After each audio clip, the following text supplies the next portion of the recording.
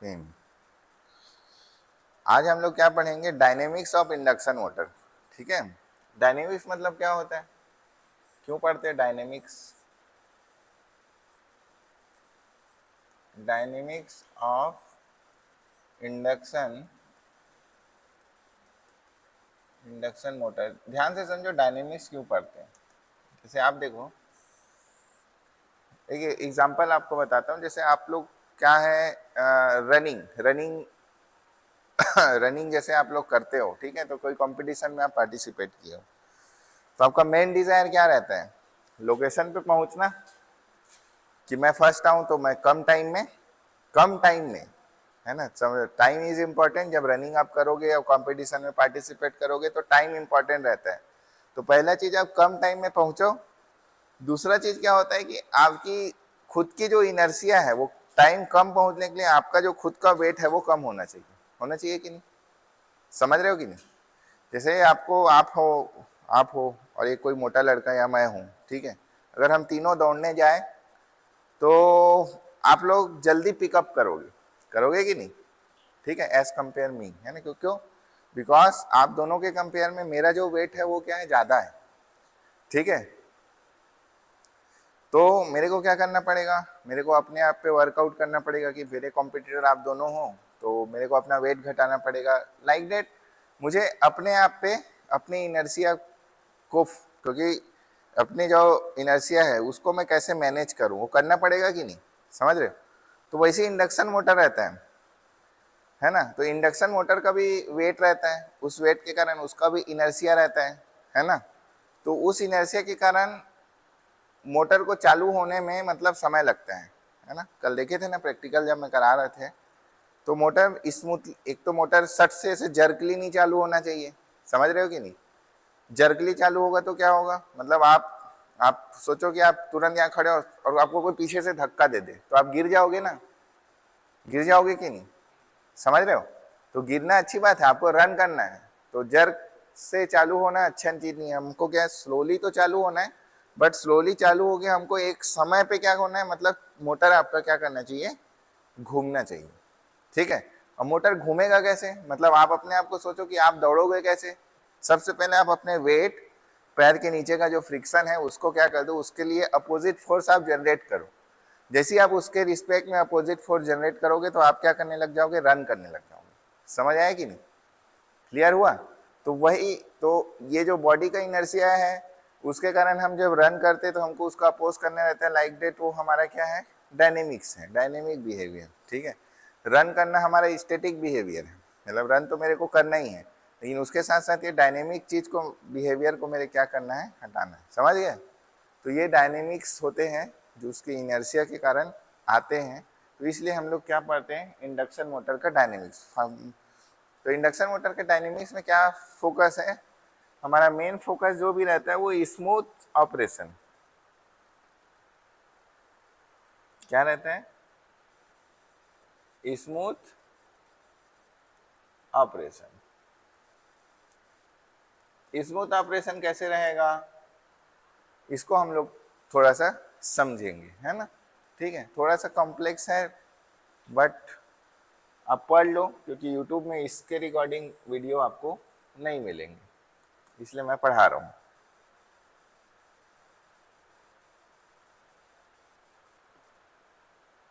चलो, तो dynamic of induction motor में सबसे पहले मैं आपको कुछ चीज समझाता हूँ, जो चीज मैं प्रीवियस एक क्लास में और समझाया हूँ, और आज फिर से उसको मैं समझा देता हूँ। ये आपका टॉर्क स्लिप कर्व मैं बना रहा हूँ।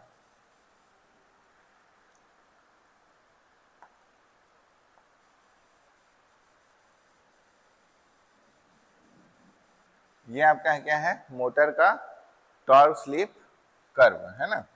दिस इज यूर टॉर्क, यहाँ पर S इज इक्वल टू 1, यहाँ पर S is equal to 0, this is your T max. T max में ये वाला पार्ट क्या है हमारा, S मैक्स, ये जो है वो हमारा टी मैक्स, ठीक है। ये क्या है आपका इंडक्शन मोटर का टॉर्क स्लिप कैरेक्टरिस्टिक, जिसको मैं पढ़ाया हूं। अब थोड़ा सा बिहेवियर को समझते हैं कि ये है मान लो आपका लोड टॉर्क,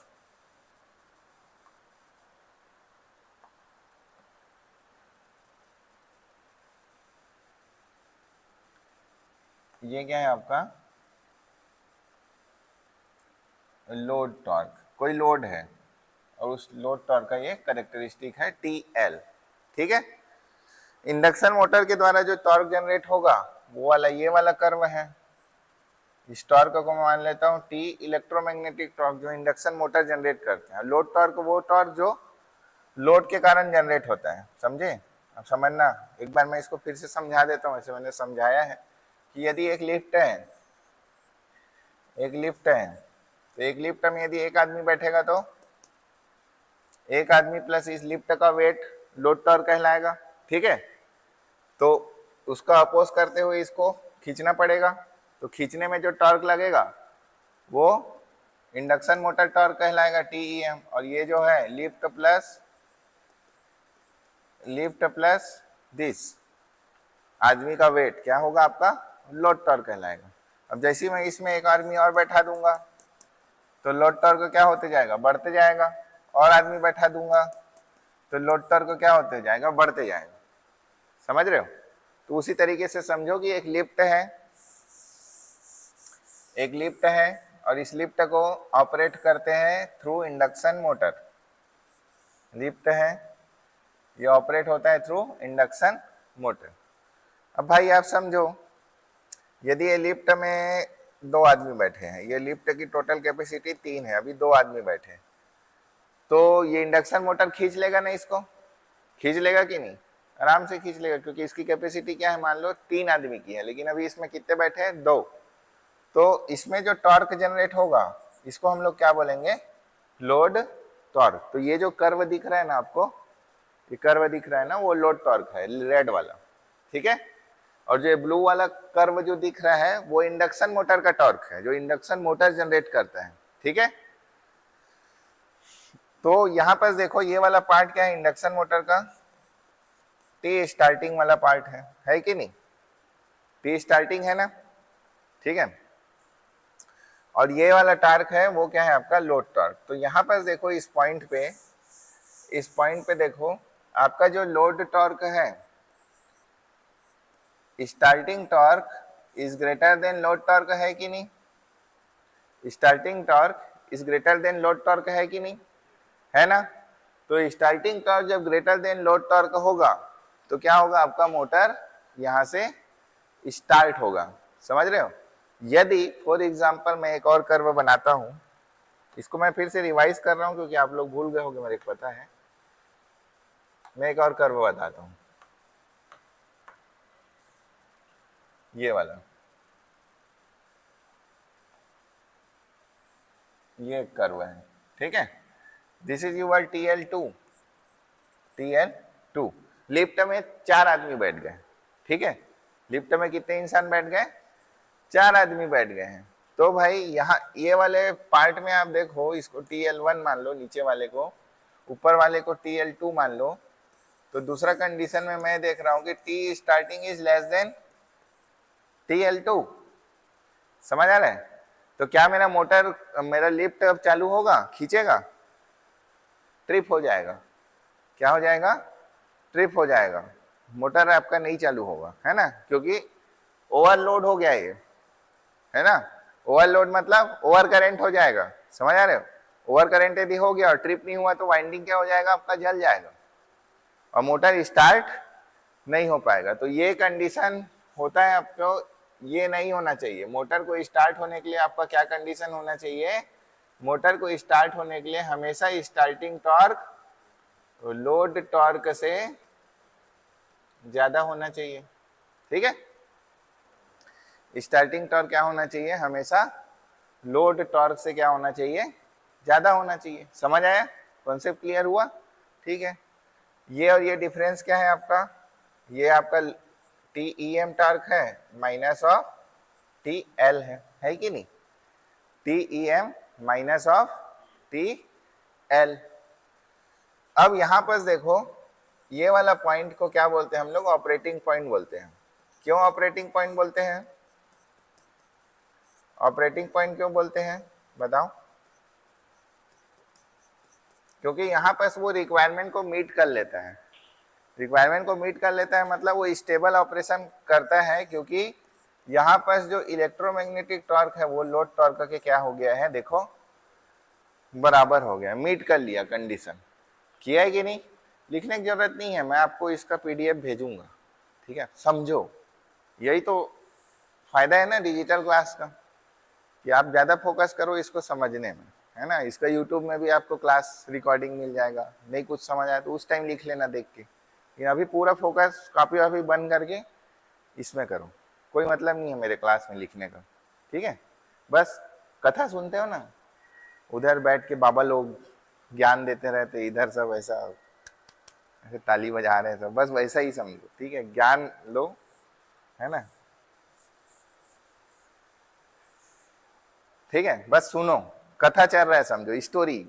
बचपन में जब स्टोरी सुनते थे तो अच्छा लगता था कि नहीं? कॉमिक्स पढ़ते थे, चंपक, चंपक एक मैगजीन आता था, पता नहीं आप लोग पढ़े हो कि नहीं, मैं तो पढ़ता था वहाँ, है ना? तो स्टोरी वाला एक वो आता था बुक, तो उसको पढ़ते थे तो इंटरेस्ट आता था, तो वैसे ही समझो इस कहानी सुन रहे हो, ठीक है? इंडक्शन मोटर पढ़ रहे हो मत सोचना, नहीं तो डर लगेगा। अभी डराऊंगा मैं थोड़ा देर में, बट अभी रिलैक्स रहो। T M is equal to T L, ठीक है?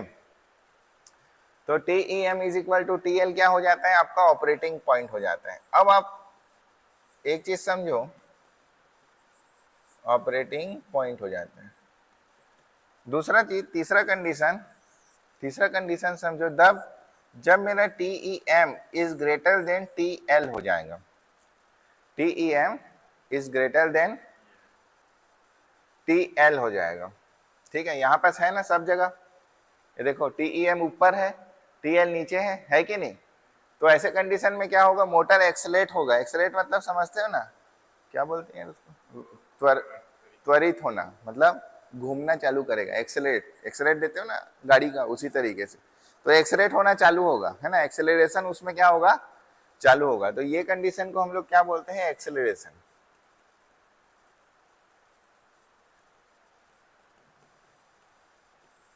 ठीक है, इसको मैं और पढ़ाया हुआ हूँ, बट डायनेमिक्स पढ़ाने के लिए फिर से पढ़ाना जरूरी है।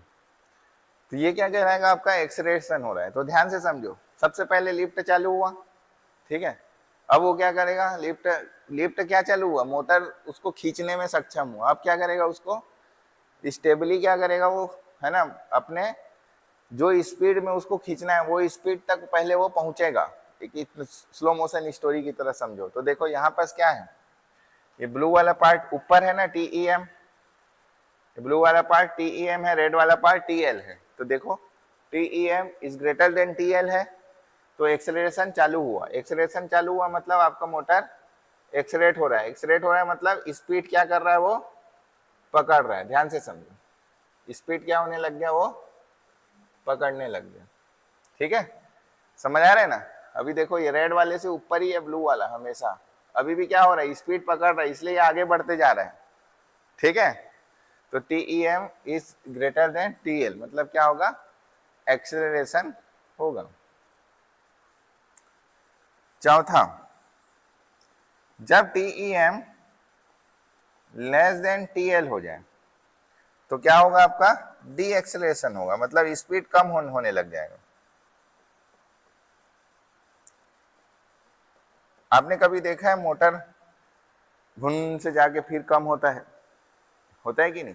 जैसे समझो लोड को अचानक से मैं बढ़ा दिया, जैसे है ना, अचानक से कुछ चीज चल रहा है, जैसे आप क्या बोले जाए उसको, आटा चक्की। आटा चक्की में जब कुछ नहीं डालते हो तब वो घूमते रहता है अपने पॉइंट पे। जैसे ही आपने उसमें वो डाला, क्या बोलते हैं उसको, अनाज डाला, तो उसका स्पीड थोड़ा रिड्यूस होता है, फिर वो किस में आ जाता है? एक स्टेबल पॉइंट पे आता है कि नहीं? उसमें अचानक से क्या हो जाता है? लोड बढ़ जाता है। तो जैसे ही लोड बढ़ता है तो स्पीड क्या होता है? उसमें कम होता है। समझ रहे हो? तो उसी को हम लोग क्या बोलते हैं? डी एक्सेलरेशन बोलते हैं। समझ आया ये चीज? ठीक है, तो डी एक्सेलरेशन कहाँ होगा? देखो इस पॉइंट को यदि मैं काउंट करूं तो यहाँ पर देखो ब्लू वाला नीचे आ गया है और रेड वाला ऊपर है कि नहीं? तो यहाँ क्या दिख रहा है मेरे को, TEM is greater then TL। अगर यहाँ आ गया तो क्या होगा, डी एक्सलेरेशन होगा, मतलब जो स्पीड है वो स्पीड कम होके क्या करेगा, फिर ये वापस जाएगा। समझ आया? ठीक है, क्योंकि इधर स्पीड क्या है, n इज इक्वल टू 0 और इधर स्पीड क्या है, n is equal to ns। तो आई होप यहां तक की चीज आपको क्लियर समझ आई होगी। जस्ट ये रिवाइज है। अब कॉन्सेप्ट क्या बोलता है ये समझो। कैसे नवीन सर, कॉन्सेप्ट क्या बोलता है देखो, समझो कॉन्सेप्ट क्या बोलते हैं। कॉन्सेप्ट मतलब एक होता है ना, एक ज्ञान सूत्र दे रहा हूं मैं, आप उस सूत्र को याद रखो। आप मेरे को बताओ, एक स्पीड में आपको इंडक्शन मोटर काम कर रहा है, ठीक है। मान लेता हूं वो speed, rated speed induction motor का 1480 आरपीएम है, ठीक है। It's called omega naught. Omega naught क्या है आपका, एक रेटेड स्पीड है। मेरे ध्यान से बताना, ठीक है, मैं एकदम क्वेश्चन इसको समझ के बताना। रेटेड स्पीड है, रेटेड स्पीड मतलब जिसमें मेरे को मशीन को उसी के इर्द गिर्द काम कराना है। तो मैं एक एग्जांपल पे ले लेता हूँ, वो 1480 आरपीएम है, ठीक है, 1480 आरपीएम। ध्यान से समझना भाई। अगर मेरा मोटर जो है, मेरा जो मोटर है वो 1480 आरपीएम से ज्यादा हो गया, अगर मेरा जो स्पीड है, ओमेगा स्पीड है, वो रेटेड स्पीड से ज्यादा हो गया, तो मशीन को क्या करना चाहिए, इसमें से कौन सा वाला ऑपरेशन होगा, उसमें क्या होगा, मशीन तब स्टेबल पॉइंट पे पहुंचेगा। मतलब ये मान लो कि आपका स्पीड अब 1490 आरपीएम पहुंच गया है ना, 1490 आरपीएम पहुंच गया, लेकिन आपको काम किस में करवाना है, 1480। तो इसका मतलब क्या है, आपका मशीन क्या होना चाहिए, डी एक्सेलरेशन होना चाहिए, कम हो, मतलब स्पीड आपका क्या हो गया, आप ज्यादा स्पीड से भगा लिए, ठीक है। अगर स्पीड को ज्यादा करते गए तो फिर तो गड़बड़ हो जाएगा ना, वो अनस्टेबल हो गया। समझ रहे हो, मतलब आप उस तरीके से समझो कि भाई आपका आया ब्रेकर, ब्रेकर में आपको बोला गया है कि 20 किलोमीटर की स्पीड को आप मेंटेन करो, और वहां पास आपने 20 किलोमीटर स्पीड को मेंटेन आप आ रहे हो 100 किलोमीटर की स्पीड से, उस पॉइंट में आपको 20 किलोमीटर करना है, तो आप क्या करते हो, ब्रेक लगाते हो। तो ब्रेक लगाने को क्या बोलते हैं, डी एक्सलेरेशन। समझ रहे हो, तो स्पीड वहां पास क्या होगा, कम होगा। तो स्पीड कम होगा तभी तो आप स्टेबल कहलाओगे ना, और स्पीड अगर ज्यादा ही रखे तो गया, फिर कहाँ जाओगे। समझ रहे हो कि नहीं, कॉन्सेप्ट को बस ऐसी यही एनालॉजी से समझो। तो यदि ओमेगा, ओमेगा क्या है आपकी रनिंग स्पीड है, अगर ग्रेटर देन हो गया ओमेगा नॉट से, ठीक है, तो उस समय में क्या होना चाहिए, TEM लेस देन क्या होना चाहिए, TL होना चाहिए। हाँ, TEM इलेक्ट्रोमैग्नेटिक टॉर्क, जो इंडक्शन मशीन का टॉर्क है उसको लोड टॉर्क से क्या होना चाहिए, कम होना चाहिए, तब मेरा मशीन क्या कहलाएगा, स्टेबल ऑपरेटिंग इस कंडीशन में कहलाएगा। और इसको यदि मैं ऐसा ले लूं ना, तो क्या इसको मैं ऐसा लिख सकता हूं, TEM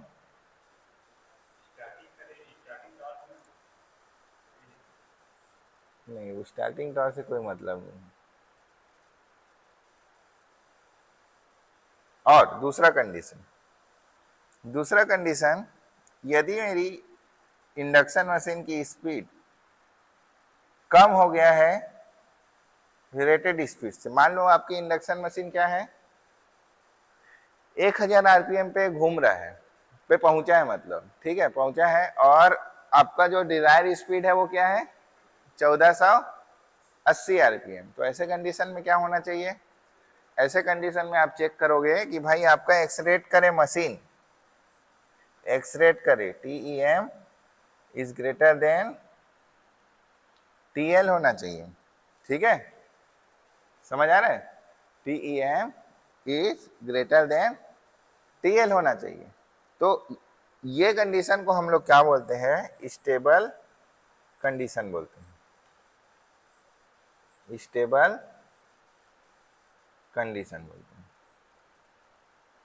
अब यहां ध्यान से इस वाले पार्ट से समझो, है ना, बहुत डीप जा रहा हूं मैं थोड़ा सा, पता नहीं आपको समझ आएगा कि नहीं, बट मैं चाहता हूँ कि आपको ये चीज़ मैं समझाऊँ, तो समझो, क्योंकि ये चीज़ आपको इतना इजीली कभी समझ नहीं पाओगे। एक बार तो मशीन पढ़ रहे हो तो पढ़ लो, ठीक है। ये वाला स्टेबल ऑपरेटिंग कंडीशन है, ठीक है। चलो, इसको मैंने माना है stable operating condition. This is the your speed omega naught, ठीक है, 1480 आरपीएम, 1480 आरपीएम। अचानक से अचानक से अचानक से क्या हुआ, उसमें जर्क लगा, जर्क लगा अचानक से किसी कारण से, ठीक है। जर्क लग के क्या हुआ, स्पीड क्या हो गया, कम हो गया, ठीक है। स्पीड क्या हुआ, कम हो गया। तो स्पीड कम किधर होगा, इस साइड जाएगा कि इस साइड जाएगा, बताओ। स्पीड कम कहां पास होगा, अरे ये एन नॉट है, जीरो स्पीड, ये 1500 आरपीएम है, तो स्पीड कम इधर होगा ना, इस साइड। तो मान लो जर्क लगा, अचानक से जर्क हुआ किसी मशीन में और उसकी स्पीड कम हो गई, और उसकी स्पीड कम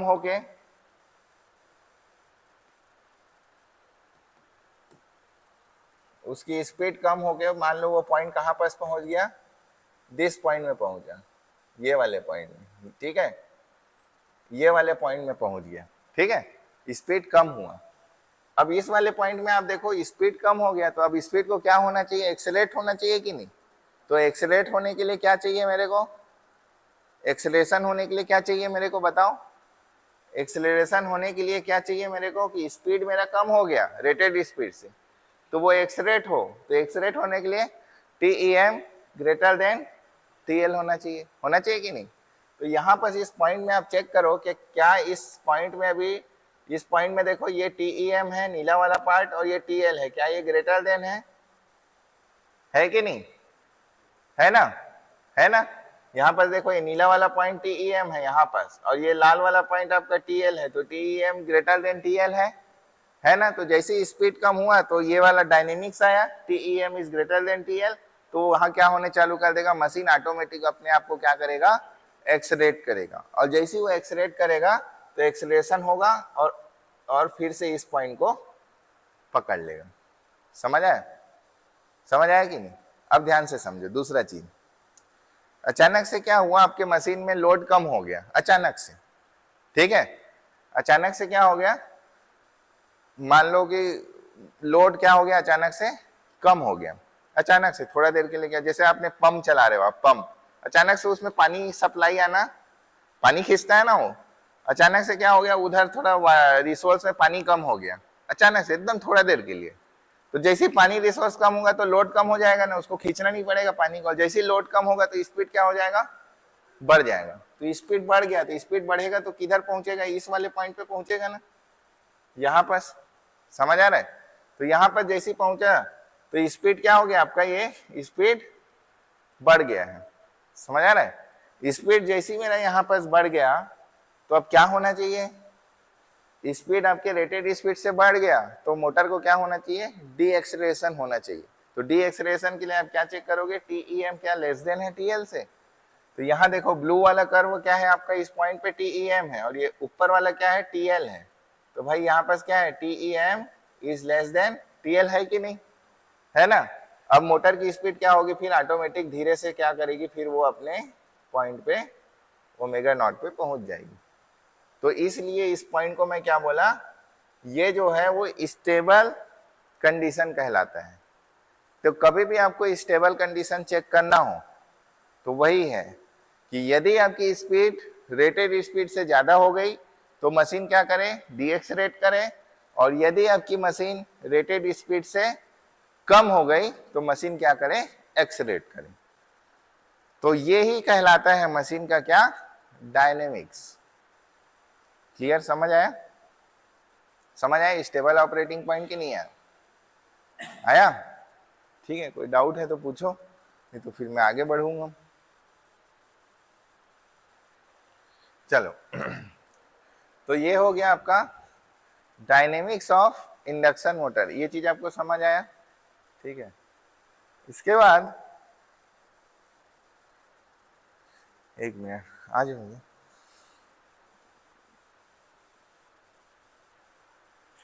चलो ठीक है, तो नेक्स्ट हम लोग पढ़ते हैं, ये इंडक्शन मोटर है,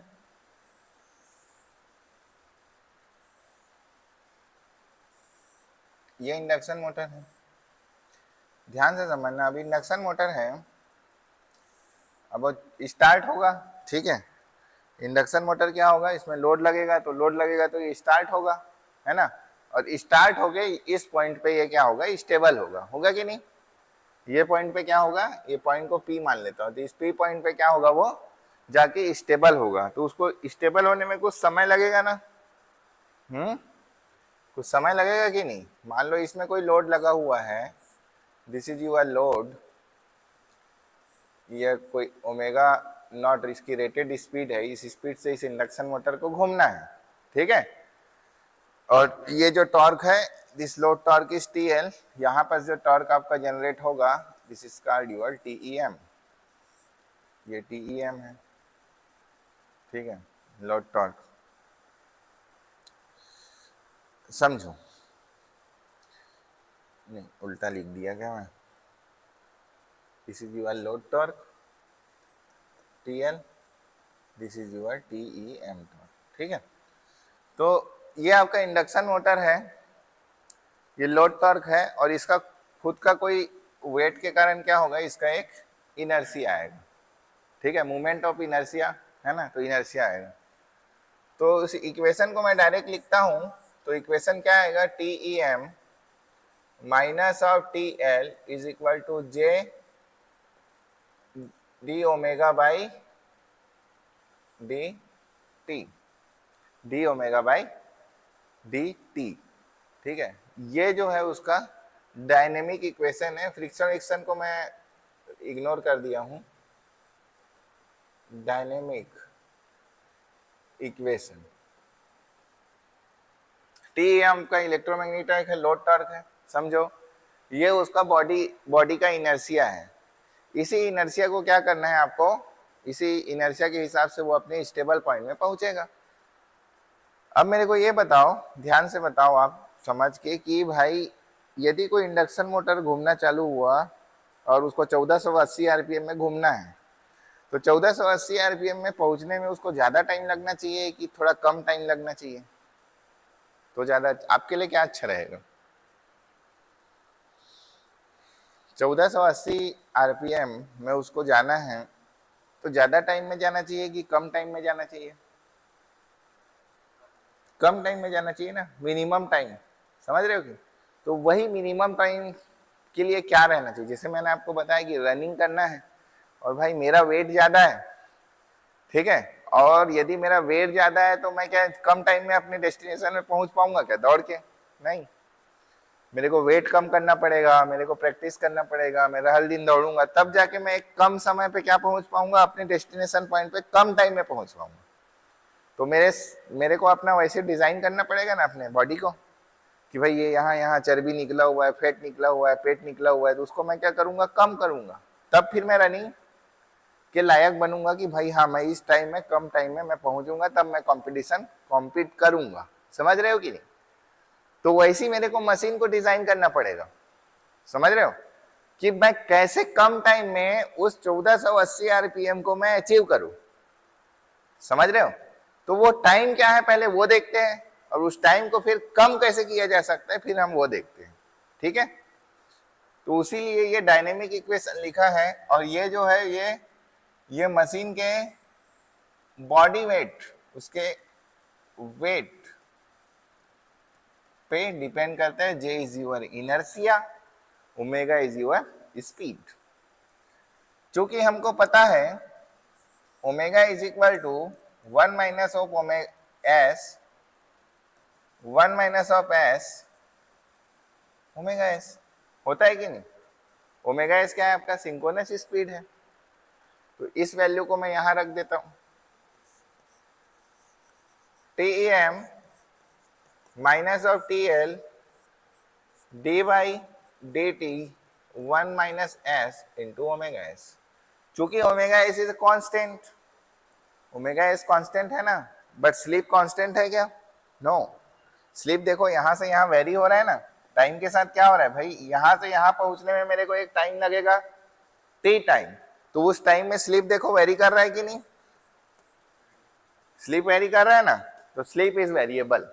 बट ओमेगा एस तो मेरा ओमेगा एस है भाई, 4 पोल के लिए 1500 आरपीएम, 2 पोल के लिए 3000 आरपीएम, फिक्स है वो, तो omega S is fix, S is variable. तो इसको मैं डिफ्रेंशिएट करूंगा T E M minus of T L, तो 1 तो कांस्टेंट है, 0 हो जाएगा, तो minus of J omega S, ये हो जाएगा D S by D T, this is your equation 1। यहां तक का चीज समझ आया, ठीक है। एस टी के रिस्पेक्ट में वेरी कर रहा है, ओमेगा एस कांस्टेंट है, वेट के कारण जो इनर्शिया आएगा वो कांस्टेंट है, clear, good. Let us assume, थोड़ा सा कैलकुलेशन पर्पस से हम एज्यूम करते हैं, let us assume no load condition, no load condition, no load condition में भी तो उसको स्टेबल ऑपरेटिंग कंडीशन पे पहुंचना है ना, उसके रेटेड स्पीड पे 1480 आरपीएम पे, ठीक है यार। तो नो लोड कंडीशन मतलब T L is equal to 0, T L is equal to 0, तो टी इलेक्ट्रोमैग्नेटिक टॉर्क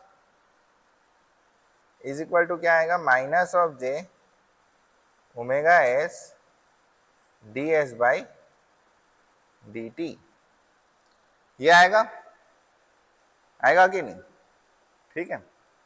यहां तक कोई डाउट है, बहुत सिंपल कैलकुलेशन है, स्टेप बाय स्टेप समझो, है ना, अदरवाइज कॉम्प्लेक्स लगेगा, मैं इसलिए एकदम धीरे धीरे बता रहा हूं। चूंकि हम लोग जानते हैं, ये वाला फार्मूला मैंने आपको लिखाया था, T upon T max is equal to 2 upon S max upon S plus S upon S max, ये मैंने लिखवाया था, याद होगा, ठीक है, ये मैंने पढ़ाया है। तो ये टी क्या है, यही तो टी ई एम है, तो T E M is equal to क्या लिखूंगा मैं, 2 into T max divide by S max by S plus S upon S max, लिख सकता हूं। चूंकि मेरे को पता है फ्रॉम इक्वेशन 2, इसको मैं इक्वेशन 2 मान लेता हूं, from equation 2 T E M is equal to minus of J omega S D S by D T,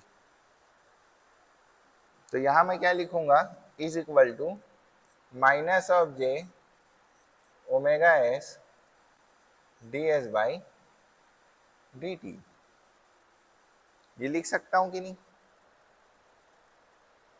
यहां तक कोई डाउट है तो बताओ।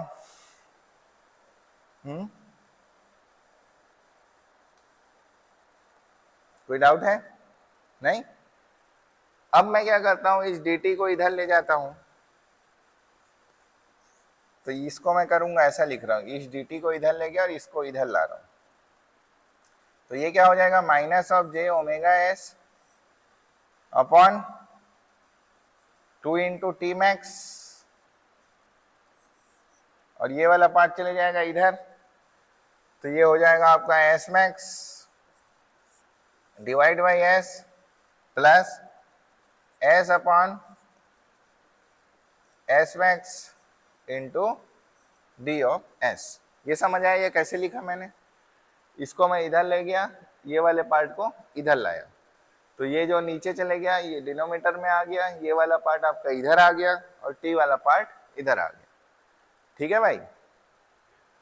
अब इसको, अब मेरे को निकालना क्या है, मेरे को वो टाइम निकालना है जिस समय पे वो स्टेबल कंडीशन पे पहुंच जाता है, 0 टाइम से, तो मैं मान लेता हूं वो टाइम क्या है, टी ए, तो मैं इनको इंटीग्रेशन करूंगा 0 टू टी ए, स्लिप का जो वेरिएशन होगा वो कहां से कहां जाएगा, 1 से एस जाएगा, 1 से एस जा रहा है ना स्लिप आपका, ये स्लिप इज इक्वल टू 1, और यहां से कहां जा रहा है, ये कोई एस वाला पॉइंट पे जाना है मेरे को, 1 से एस, तो इतने जाने में मेरे को जो टाइम लग रहा है वो टाइम क्या है मेरा, टी ए टाइम है स्टेबल होने में, ठीक है, दिस टी ए टाइम, समझो।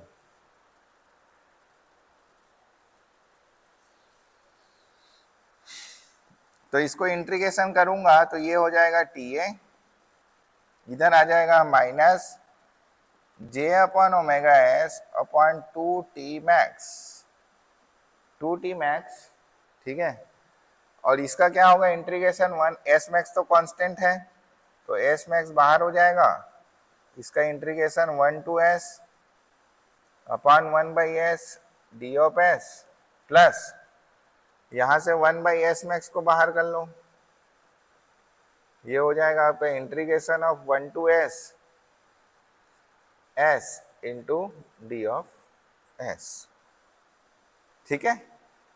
अब इंटीग्रेशन आपको याद नहीं होगा तो कोई दिक्कत नहीं है, मैं लिख देता हूं इक्वेशन। देखने से कठिन लग रहा होगा बट आप खुद से कर लिखोगे ना तो बहुत इजी है। 1/s का क्या होता है, लॉग ऑफ s, इंटीग्रेशन होता है कि नहीं, 1/s का क्या होता है, भूल गए, मैथ्स से जरूरी है। s का क्या होता है बताओ तो, मतलब t इंटू डी टी का इंटीग्रेशन क्या होता है, t इंटू डी टी का तो याद होगा, ये तो सिंपल है।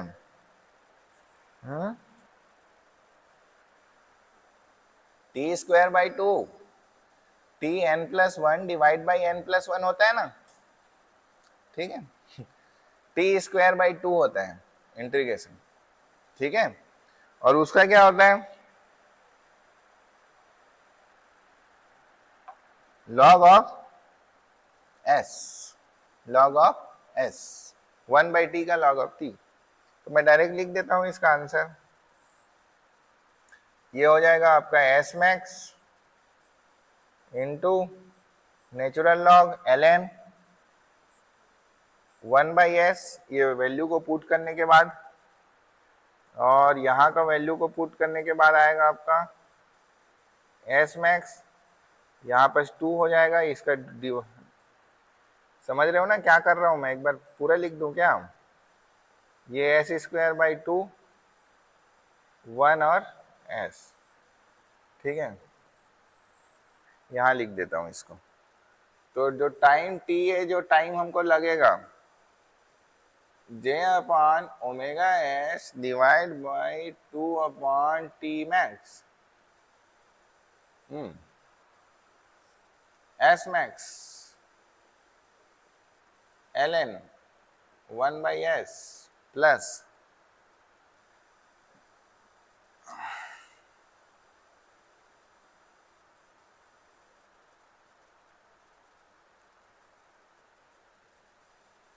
ये हो जाएगा एस स्क्वायर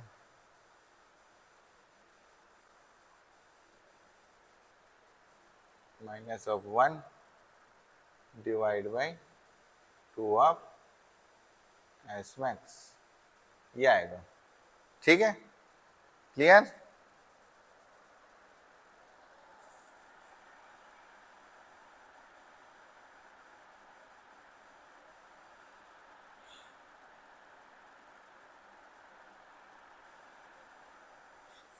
ठीक है ना। अब सॉरी, यहां पर ये ln s होगा और ये s इसका,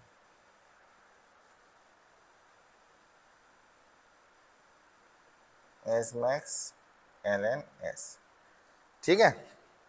यहां तक कोई डाउट है तो बताओ, कोई डाउट है। अब ये माइनस को मैं क्या कर देता हूं, अंदर कर देता हूं, ठीक है, ये माइनस को मैं अंदर कर दूंगा, तो जो टाइम रिक्वायर्ड होगा टू स्टेबल ऑपरेटिंग पॉइंट, वो आपका क्या आएगा, माइनस ऑफ, देखो यहाँ पर आप लोगों को पता है ना, minus of log of s करूंगा तो उसको मैं ऐसा लिख सकता हूँ लॉग ऑफ 1/s, ठीक है, ये मैं लिख सकता हूँ minus of log of s, तो ये -1 इसका ये बन जाता है, फिर ये 1/s, तो उसी चीज को मैं डायरेक्ट लिख रहा हूँ यहाँ पर, क्या फिर बार बार उसी पॉइंट को लिखना कोई मतलब नहीं है। तो S max L N 1/s plus इसमें माइनस घुसाऊंगा तो 1 minus of S square upon 2s max. तो आपको इतना टाइम लगेगा, समझ आ रहा है? आपको इतना टाइम मिनिमम लगेगा वो मोटर को 1480 आरपीएम तक पहुंचने में। अगर आपको कभी बोले कि भाई ये आपका स्पेसिफिकेशन है ना, ये आपका स्पेसिफिकेशन है, ये आपका मान लो लगभग स्लिप, फुल लोड स्लिप आपको दे दिया कि मान लो आपका फुल लोड स्लिप कितना है, 4% है, ठीक है। और डाटा शीट से आपने टी मैक्स, जे की वैल्यू, ओमेगा सब मिल जाएगा, तो टी ए की वैल्यू आप निकाल सकते हो, समझ रहे हो? तो ये टी ए क्यों इंपॉर्टेंट है? जब आप किसी भी मोटर को चॉइस करोगे, ठीक है, किसी भी मोटर को चॉइस करोगे तो आपको पता रहना चाहिए कि ये मोटर कितने टाइम में पिकअप करेगा, समझ रहे हो ना? कितने टाइम में ये अपने स्टेबल पॉइंट पे ये आएगा। आप जब गाड़ी चलाते हो आप एक्सीलेटर देते हो, क्या तुरंत वो पहुंच जाता है क्या? जैसे आपने 40 के लायक एक्सीलेटर को दबाया तो क्या 60 से 40 पहुंच जाएगा? Motorcycle required some time. What is this time? This is the time, T, ठीक है। सेम उसी तरीके से इंडक्शन मोटर में, तो जब आप डिजाइन कर रहे हो टीए, तो अब ध्यान से समझो, ईवी ट्रक चला रहे हैं, जब तक डिजाइन किया तो भाई कहीं पर उसका स्पीड क्या रहेगा, कम रहेगा। अब वो क्या करेगा, थोड़ा सा स्पीड क्या करेगा, वो बढ़ाएगा, ठीक है। अब जैसे उसने स्पीड बढ़ाया तो स्पीड बढ़ाने के लिए वो एक्सीलेटर देगा ना, तो ईवी मोटर क्या होगा, आपका स्पीड पकड़ेगा कि नहीं पकड़े, तो वो स्पीड पकड़ने के लिए क्या लगेगा, उसको सम टाइम लगेगा। What is this time? This is the time, okay, T A,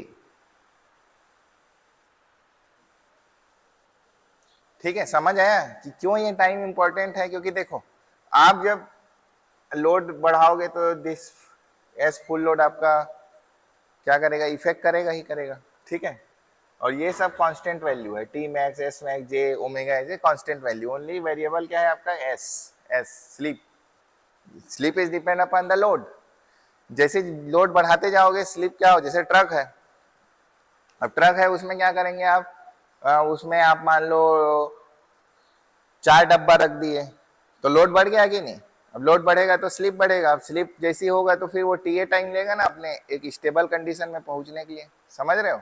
बस उसी तरीके से। तो इस इंपॉर्टेंट टीए टाइम, ये आपको मैं बता रहा हूँ, आपको कहीं भी आप खोज लो, कोई नहीं पढ़ाया इसको, ठीक है। बट मेरे को ये चीज आपकी एग्जाम पॉइंट ऑफ व्यू मत पढ़ना, मैं आपको बता, आप नोट्स में भी मत लिखना, ठीक है।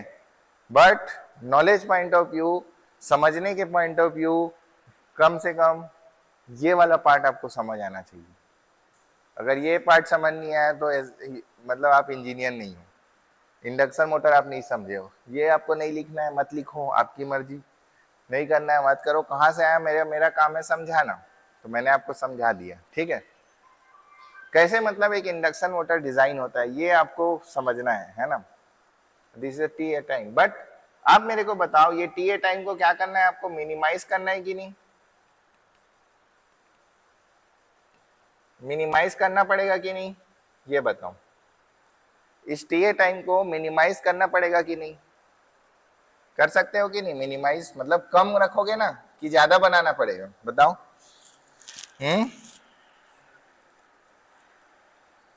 टी ए टाइम को कम रखना है तो मेरे को यहाँ ये बताओ, इनमें से कौन सा पैरामीटर है जिसको आप हैंडल करोगे कि आपका टी ए टाइम मिनिमाइज हो? मतलब एट द डिजाइनिंग टाइम, जब आप डिजाइन कर रहे हो मशीन को, जब आप इंडक्शन मोटर को डिजाइन कर रहे हो, सोचो क्या ये मेरे पास एस जो दिख रहा है, क्या एस मेरे ऊपर है क्या? ये S slip is depend upon the load, slip is depend upon load. But S max जो दिख रहा है, एस मैक्स, क्या एस मैक्स मेरे ऊपर है? कैसे नहीं है? याद करो एस मैक्स का फार्मूला, एस मैक्स का क्या होता है फार्मूला?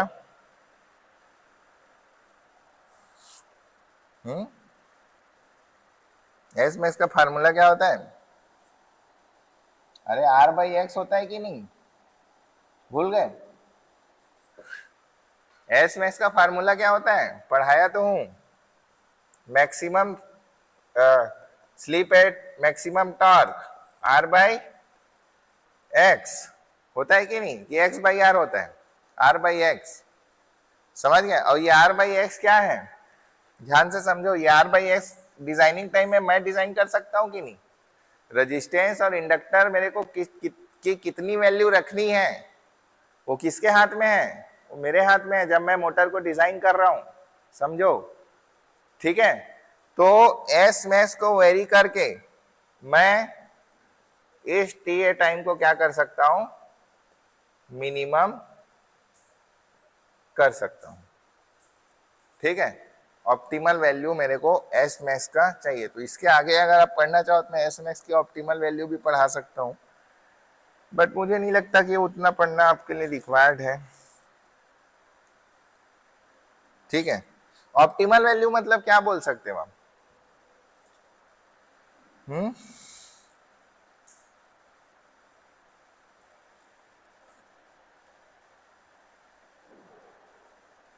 मैक्सिमम और मिनिमम वैल्यू कैसे निकालते हो?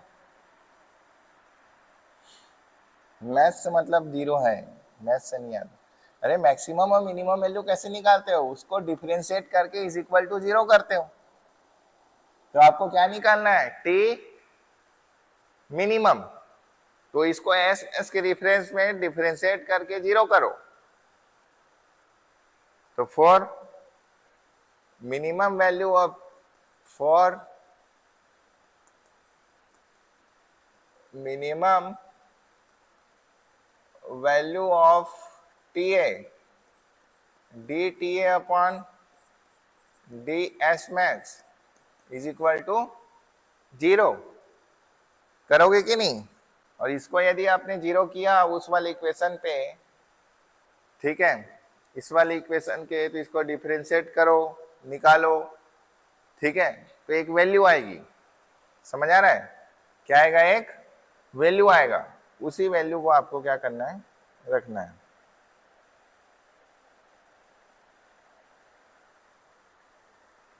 ठीक है? तो आप लोग को डिफरेंशिएशन शायद नहीं पता है, तो मैं क्या ही कर सकता हूँ, अब मैं ज्यादा मैथ्स में जाऊंगा तो बोल लगने लग जाएगा। तो इसको आप डिफरेंशिएट करना, और डिफरेंशिएट करके एक ऑप्टिमल वैल्यू निकलेगी एस मैक्स की, एस मैक्स की एक ऑप्टिमल वैल्यू निकलेगी। ऑप्टिमल क्या रहेगी वो वैल्यू? वो वैल्यू रहेगा आपका 1 माइनस ऑफ एस स्क्वायर, ये मैं लिखवा देता हूं, आप कर लेना, two upon L N 1 by S, ये वैल्यू आएगी आपकी, ये वैल्यू आएगा, ठीक है? जब इसको इज इक्वल टू जीरो करोगे, अब फिर मैं डिफरेंशिएशन नहीं कर रहा हूं, नहीं तो आप लोग का दिमाग और घूम जाएगा, बट ये वैल्यू आएगी, आप इसको याद कर सकते हैं, इट इज वेरी सिंपल। ये ऑप्टिमल वैल्यू है, to minimize optimal value of S max to minimise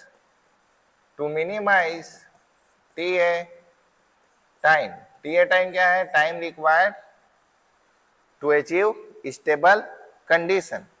ये मिनिमम टाइम आपको करना है, तो एस मैक्स की ये वैल्यू रखनी पड़ेगी आपको। अब ये एस मैक्स की वैल्यू को आप सेट कैसे करोगे? ये एस मैक्स की वैल्यू को आप सेट कैसे करोगे?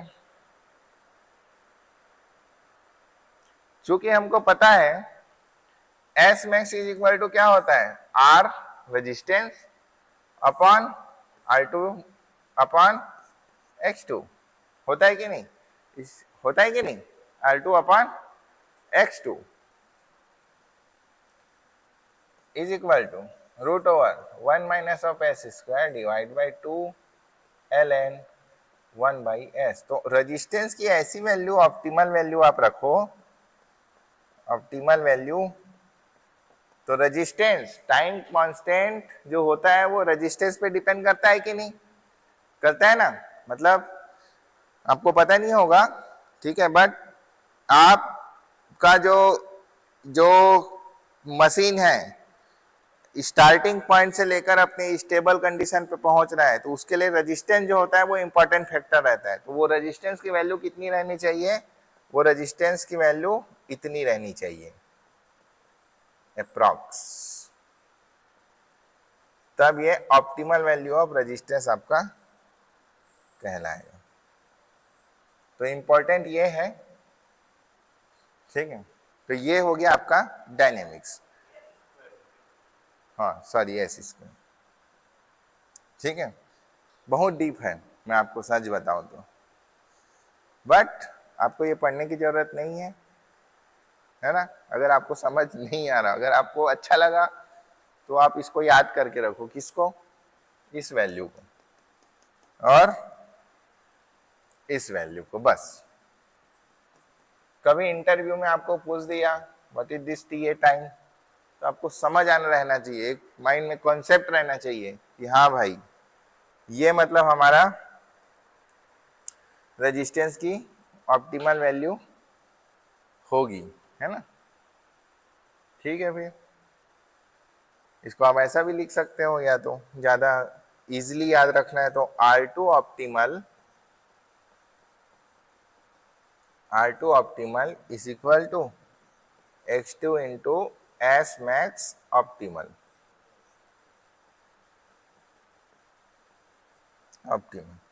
ठीक है। तो ये हो गया आपका अबाउट